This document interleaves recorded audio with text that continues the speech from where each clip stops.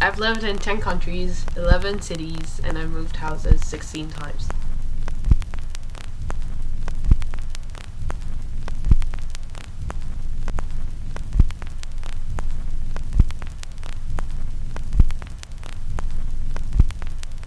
Can you please introduce yourself? Hi, my name is Sofia. I'm half Spanish, half French, and because of the work of my dad, I've moved houses every 2 years.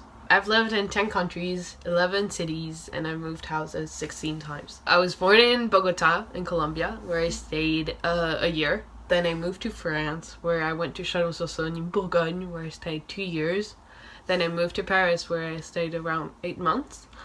Then I moved to Cyprus, where I stayed 3 years. Then from Cyprus we moved to Venezuela, where we changed houses twice and we stayed 3 years. Then we moved to Vietnam, where I stayed 2 years. From Vietnam we went to Madrid, where I stayed 6 months. And then from Madrid we went to Mauritius, where I stayed 4 years. Then from Mauritius I went alone to Rome, where I lived 6 months. Then I went to Cambodia, where I lived 6 months as well. And then I came here to The Hague.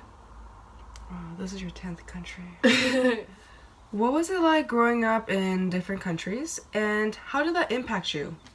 At the beginning it was kind of hard because I wasn't like every kid. I didn't have like my own friends since I was born, and the house and everything was kind of hard at the beginning. Then I think there was kind of a turning point in Venezuela where I realized how lucky I was to have this life, and it was different, but it was special, and I really enjoyed it. And so I started taking its advantages, and even now I've like decided to keep on going with the life that I was kind of born in, and I like it. Was it difficult for you adjusting to different countries in such a short period of time? Yeah, I think at the beginning, yeah, as I said, it was kind of hard, especially when I was living in Vietnam. It was kind of hard because I didn't know the language.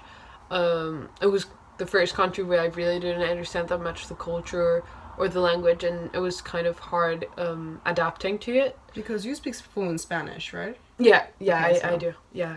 And then, yeah, so that was kind of the barrier that I really... that was hard for me to overcome. But then it was also hard not knowing where I was going to live, because we knew we were going to move, but we really didn't know where we were going to move until 2 or 3 months before the time, most of the time. So that was kind of hard and stressful. What is something you've learned from living in 10 different countries?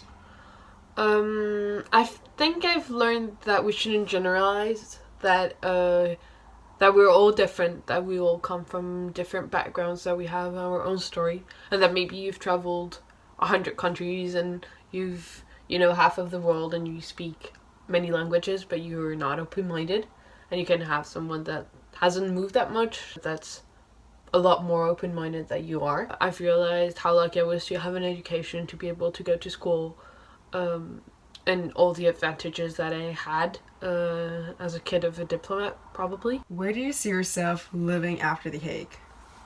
I feel really connected to Latin America. I really would like to see Argentina and Chile, so probably there or some other place. I'm not really sure, but that's where I feel the most connected with and where I feel most at home. I've met so many incredible people in Latin America, especially in Venezuela and Colombia, that I really have really good contact with and that I really admire, and I've had played such a big role in my life. I feel I could live there. Thank you so much for being in the interview. Thank you so much for interviewing me. Okay.